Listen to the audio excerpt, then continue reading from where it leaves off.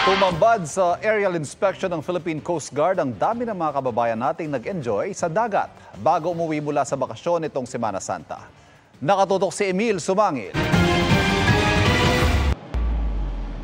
Mula sa Pasay, 8:30 ng umaga, lumipad ang team ng Philippine Coast Guard kasama ang GMA Integrated News. Una naming narating ang mga coastal town ng Cavite. Tayo po ay nakalagpas na sa ibabaw ng Rosario, Tanza, Naik at Maragondon. Makapal na ang bilang ng mga kababayan nating naliligo. Kasama natin si Commodore Jerry Tuvilla para siya mismo ang mag-assess sa mga susunod pa natin pupuntahan. Nakikita natin marami talagang nagdagsaan sa mga beaches, no? Ang influx ng kababayan natin para i-celebrate ang Easter Sunday ay talagang kitang-kita natin, no? Sunod naming narating ang mga coastal town ng Batangas. Sa tinaguriang balsakan sa Kalatagan at sa Little Boracay, nagsisiksikan sa dagat ang mga balsa.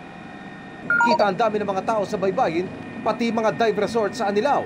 Pero sa Mindoro, partikular sa White Beach, sa Puerto Galera, wala nang masyadong tao. Nakamatsyag sa laot ang BRP Boracay. Ininspeksyon ng Coast Guard ng Calapan Port. Dito namin narinig ang reklamo ng ilang kababayan. Okay naman po ang aming kawan.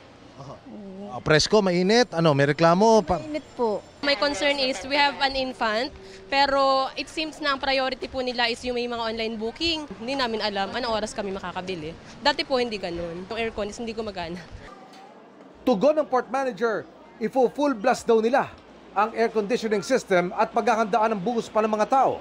Marami po kaming inihandang canopies dun sa labas para pagpasok ng mga pasahero meron silang bubong at malamig. Patuloy raw na magmomonitor ang Coast Guard sa mga susunod na araw. Even after ng natin, heightened alert pa rin naman yan until such time na i-direct kami ng headquarters. Para sa GMA Integrated News, Emil Sumangil, nakatutok, 24 oras. Mga kapuso, patuloy na tumutok sa mga balita. Mag-subscribe sa GMA Integrated News sa YouTube. Sa mga kapuso abroad, samahan niyo kami sa GMA Pinoy TV at www.gmanews.tv.